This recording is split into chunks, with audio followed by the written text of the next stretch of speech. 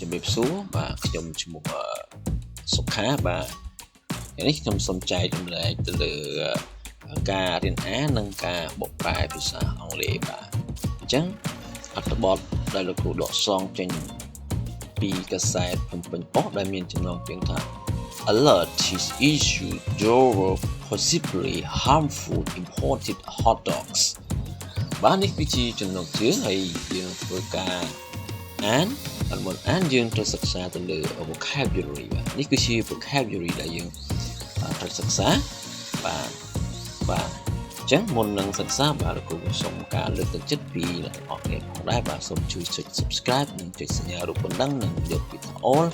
ដើម្បីទទួលបាននៅវីដេអូថ្មីទៀតពីលោកគ្រូផងដែរបាទការ subscribe ហ្នឹងគឺជួយឲ្យលោកគ្រូមានកម្លាំងចិត្តបាទនៅក្នុងការចែករំលែកនៅចំណេះដឹងទៅដល់អ្នកទាំងអស់គ្នាផងដែរបាទអញ្ចឹងកុំឲ្យខាតពេលទាំងអស់គ្នាបាទអញ្ចឹងយើងមើល vocabulary ទី1បាទគឺពី possibly it is an adverb the meaning it is perhaps used to indicate doubt or hesitancy okay in Khmer ប្រហែលបាទពាក្យហ្នឹងបបកជាភាសាខ្មែរបកថាប្រហែលបាទអញ្ចឹងពាក្យ possibly ហ្នឹងគឺស្មើនឹងពាក្យ perhaps បាទពាក្យនេះគឺគេដាក់ក្នុងវងកញ្ចក់នេះគេចង់ពីពណ៌នេះគេប្រើយ៉ាងម៉េចណាគឺ used to indicate បាទគឺប្រើដើម្បីចង្អុលបង្ហាញទៅលើ doubt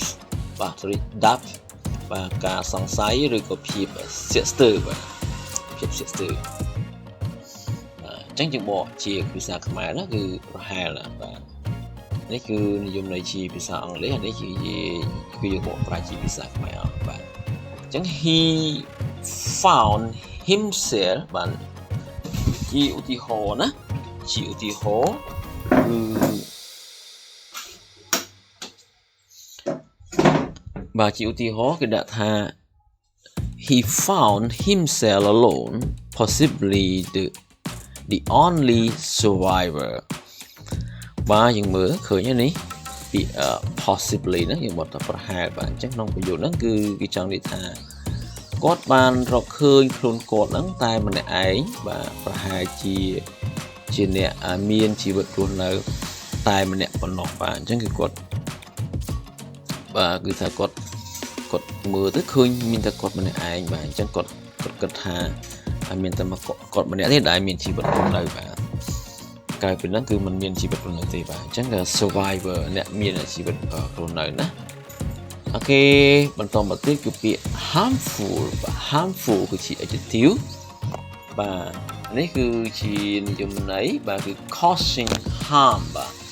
គឺបណ្ដាលឲ្យមានគ្រោះថ្នាក់បាទនេះជាបកជាភាសាខ្មែរបកដូចនេះគឺដែលបង្កគ្រោះថ្នាក់បាទយើងមើល example គេថា the ozone layer blocks the harmful rays from the sun បាទមានន័យស្ទប់អូសូនគឺវាបានរារាំងនៅកាំរស្មីដែលបង្កគ្រោះថ្នាក់ពីពន្លឺព្រះអាទិត្យបាទអញ្ចឹងពាក្យ harmful នេះគឺជា adjective គឺប្រើដើម្បីវិប្រពពីពណ៌នេះអំពីណៅនេះគឺកាំរស្មីនេះបាទ rays បាទពាក្យ harmful មានន័យចឹងណាអូខេពាក្យបន្តមកទៀតគឺពាក្យ fraud បាទដាក់ពាក្យ viginal ទេបាទ participate viginal បាទយើងបកថាវាមានន័យថាការក្លែងបន្លំបាទយើងក្លែងបន្លំលុយក្លែងបន្លំឯកសារក្លែងបន្លំអីក៏បានដែរបាទប៉ុន្តែនៅក្នុងនិយមន័យនេះគឺតាក់ទងជាមួយនឹងលុយបាទគេដាក់ថា the crimes of getting money by deceiving people បាទ by deceiving people មានន័យគឺអកតកម្មទទួលបានលុយបាទធ្វើដើម្បីទទួលបានលុយបាទរឿងអីមួយទៅគឺដើម្បីបានលុយគឺតាមរយៈការបោកប្រាស់គេបាទអញ្ចឹងគឺ deceiving គឺបោកប្រាស់បាទហ្នឹងគឺអញ្ចឹងយើងមើលឧទាហរណ៍នៅក្នុងប្រយោគគេប្រើប្រាស់ពាក្យ fraud ហ្នឹងយ៉ាងម៉េចបាទ For example he is fighting extradition to Hong Kong to face trial on fraud charges បាទគាត់កំពុងតែថា តស៊ូបាទប្រស៊ូទៅក៏ប្រយុទ្ធប្រឆាំងបាទ fight បាទវាយមានវាយតស៊ូបាទទៅនឹងការធ្វើបស្យាប័នបាទទៅកាន់ទីក្រុងហុងកុងណាដោយប្រឈមមុខទៅនឹងការកាត់ទោសពីការចោទប្រកាន់ពីបទក្លែងបន្លំបាទអញ្ចឹងគឺ fraud បាទ fraud charge គឺការចោទប្រកាន់ពីបទក្លែងបន្លំអូខេបន្តមកទៀតបាទគឺពាក្យដែលយើងត្រូវសិក្សាគឺ repression បាទ repression គឺយើងបកថាការបង្ក្រាបបាទការបង្ក្រាបអញ្ចឹងយើងមើលនិយមនៃជាភាសាអង់គ្លេសបាទគេចង់និយាយថា the use of force or violence to control a group of people បាទមានន័យថាគឺប្រើប្រាស់កម្លាំងណាឬក៏អំពើហិង្សាគ្រប់គ្រងលើក្រុមបាទអញ្ចឹងមានន័យគឺការបង្ក្រាបខ្លួនឯងជាយើងមើលការប្រើប្រាស់ពាក្យបាទនៅក្នុងយុវិញជា example វិញគឺ the practical repression in this country is enforced by terror គឺមានការបង្ក្រាបបាទការបង្ក្រាប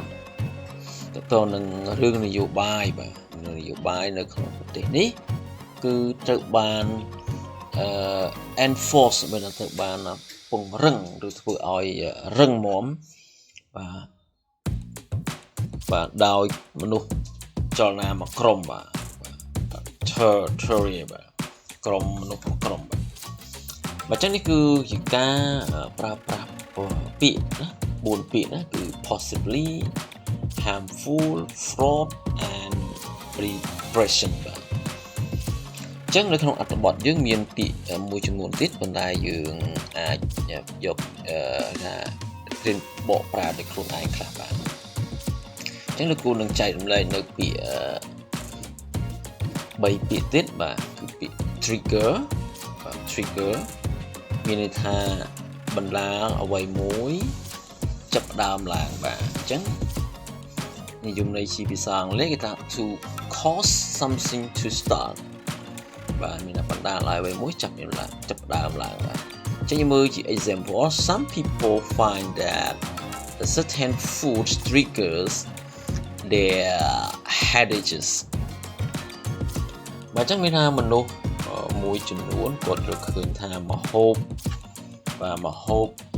ឬក៏ចំណីអាហារជាក់លាក់ណាមួយនោះបាទគឺអាចបណ្ដាលឲ្យពួកគេហ្នឹងគឺចាប់ផ្ដើមឈឺក្បាលបាទមានចាប់ផ្ដើមមានជំងឺឈឺក្បាល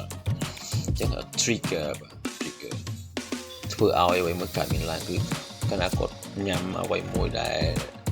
មិនល្អទៅវាអាចធ្វើឲ្យគាត់ឈឺក្បាលបាទ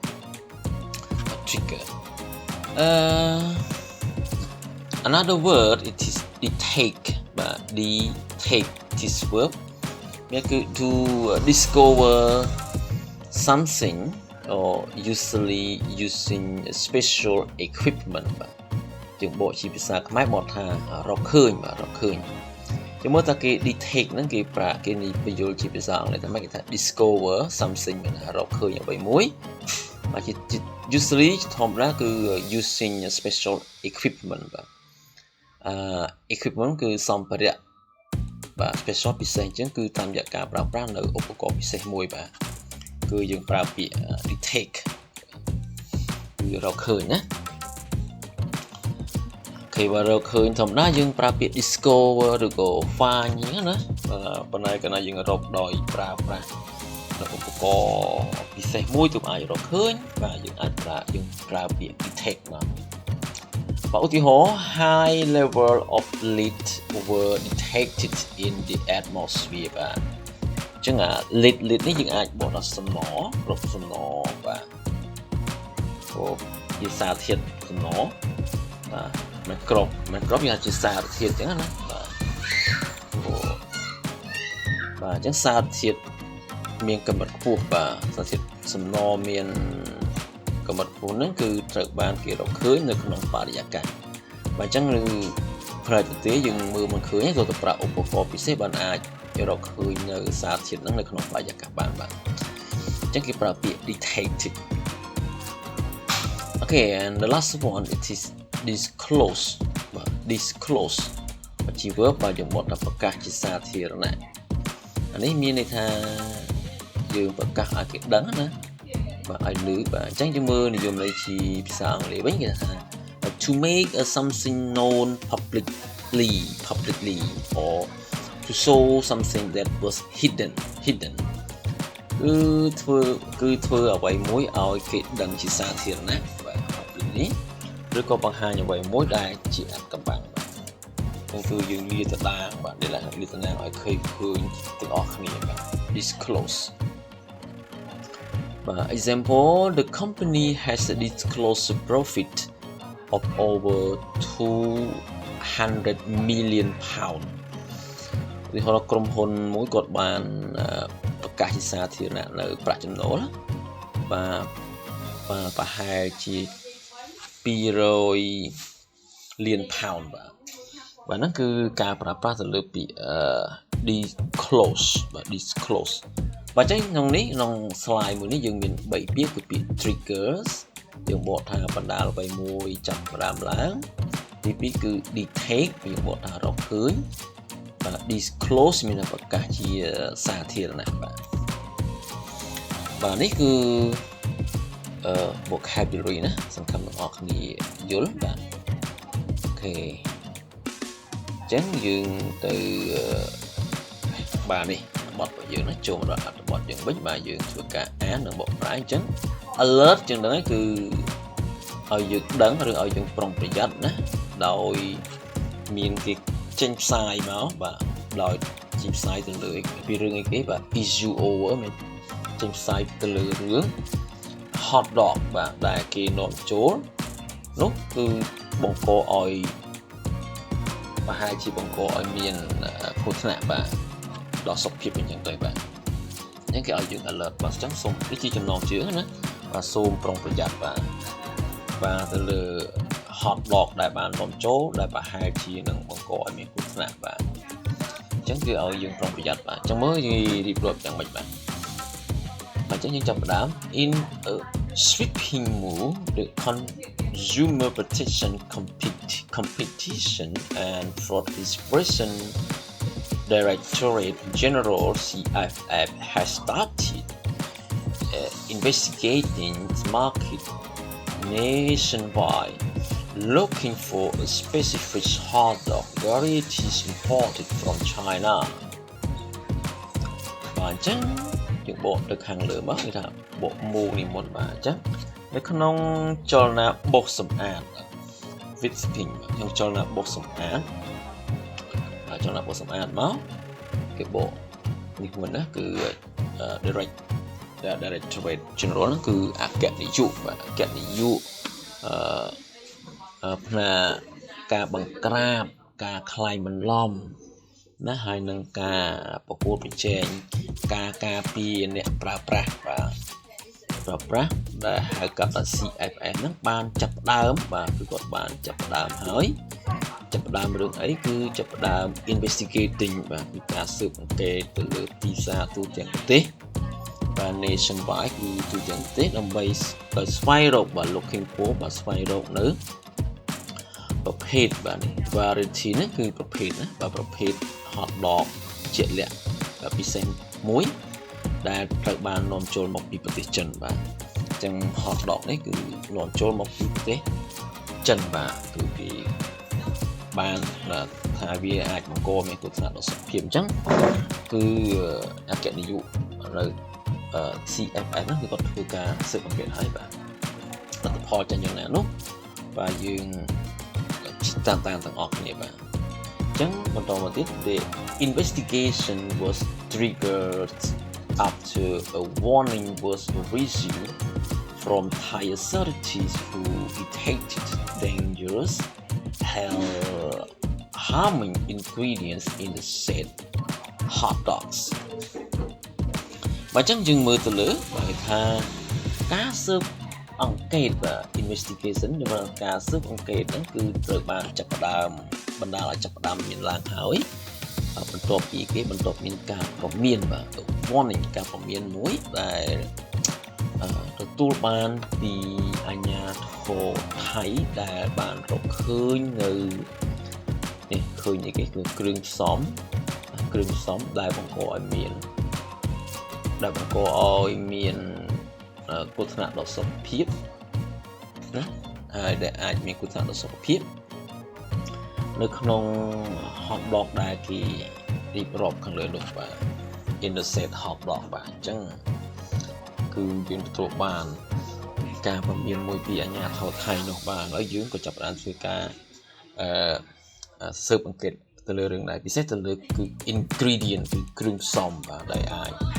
ញ៉ាំទៅធ្វើឲ្យវាមានបញ្ហាដល់សុខភាពរបស់យើងបាទនឹងគឺកូនខ្ញុំកូនគេគឺចូលចិត្តញ៉ាំបាទ hotdog បាទឆ្ងាញ់បាទប៉ុន្តែវាអាចបណ្ដាលឲ្យមានសុខភាពបាទអញ្ចឹងយើងមើលបន្តទៀត On July the 16th, Thailand Department of Livestock Development made a social media announcement. The department disclosed the sizes of the packet hot dog products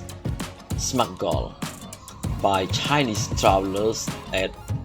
Suvarnabhumi International Airport បាទអញ្ចឹងមើលទៅលើវិញថានៅថ្ងៃទី16ខែ16ខែកក្កដាយើងហ្នឹងបាទថ្មីហ្នឹងគឺនេះគេថានាយកដ្ឋានណា department នាយកដ្ឋានផ្នែកសត្វនាយកដ្ឋាននៃការអភិវឌ្ឍផ្នែកសត្វរបស់ប្រទេសថៃហ្នឹងបានធ្វើការផ្សព្វផ្សាយតាមផ្សព្វផ្សាយសង្គមបាទធ្វើការផ្សព្វផ្សាយតាមបណ្ដាញសង្គមហ្នឹងបាទ announcement ហ្នឹងគឺសេចក្តីប្រកាសផ្សព្វផ្សាយហ្នឹងឯងណាតាម social media តាមប្រព័ន្ធបណ្ដាញសង្គមហ្នឹងឯងបាទអញ្ចឹងនាយកដ្ឋានអភិវឌ្ឍផ្នែកសត្វរបស់ប្រទេសថៃគឺពីអានប្រកាសជាសាធារណៈអញ្ចឹងបាទហើយនាយកដ្ឋានហ្នឹងគឺគាត់បានប្រកាសជាសាធារណៈថាពួកគាត់ហ្នឹងគឺបានរឹបអូសយកបាទ size រឹបអូសយកនៅផលិតផលបាទ products បាទផលិតផល hot dog ដែលគេខ្ចប់ហើយហ្នឹងបាទតែត្រូវបានជួញដូរបាទឈ្មួញដូរឬជួញដូរ smuggle បាទដោយអ្នកធ្វើដំណើរជនជាតិចិនបាទអញ្ចឹងគឺធ្វើដំណើរបាទជួញដូរដោយជនជាតិចិនបាទគឺគាត់របស់បានបាទនៅណាបាទនៅឯពលានយន្តហោះនេះអន្តរជាតិបាទសុវណ្ណាភូមិនៅរៀនហោះអន្តរជាតិរបស់គេរកឃើញបាទអញ្ចឹងជាប្រកាសឲ្យយើងដឹងទាំងអស់គ្នាបាទ This pork hot dog was suspected to carry the risk of African swine fever ASF គេថា hot dog ដែលធ្វើអំពីសាច់ជ្រូកទាំងនេះគឺត្រូវបានគេសង្ស័យថាគឺវាមានផ្ទុកបាទ carry ហ្នឹងគឺផ្ទុកនៅអាចបង្កឲ្យមានដែលបណ្ដាលឲ្យមានគ្រោះថ្នាក់បាទនៃប្រភេទជំងឺផ្ដាសាយជ្រូកអាហ្វ្រិកបាទអញ្ចឹង African swine fever ហ្នឹងគឺជំងឺគ្រុនក្តៅផ្ដាសាយអាហ្វ្រិកបាទគេហៅកាត់ថា ASF បាទនេះគឺជាព័ត៌មានមួយដែរណាបាទដែលយើងជាអ្នកសិក្សាបានទទួលនៅព័ត៌មាននេះហើយកុំភ្លេចចែករំលែកព័ត៌មានទៅដល់បងប្អូនកូនក្មួយយើងផងបាទឲ្យគាត់ធ្វើការប្រុងប្រយ័ត្នបាទមុននឹងការទិញ hot dog បាទឲ្យកូនឬក៏មិត្តភក្តិឬក៏ញ៉ាំខ្លួនឯងបាទព្រោះវាអាចបណ្ដាលឲ្យមានសុខភាពបាទអញ្ចឹងការរៀនអាននិងការបកប្រែហ្នឹងគឺមានប៉ុណ្ណឹងហើយបកប្រែត្រូវខ្វះខាតឬលើកណាសូមអធិស្ឋានបាទគឺរៀនទាំងអស់គ្នាចែករំលែកទាំងអស់គ្នាបាទអញ្ចឹងគឺមានប៉ុណ្ណឹងទេបាទអញ្ចឹងសូមអរគុណសូមជម្រាបលាបាទ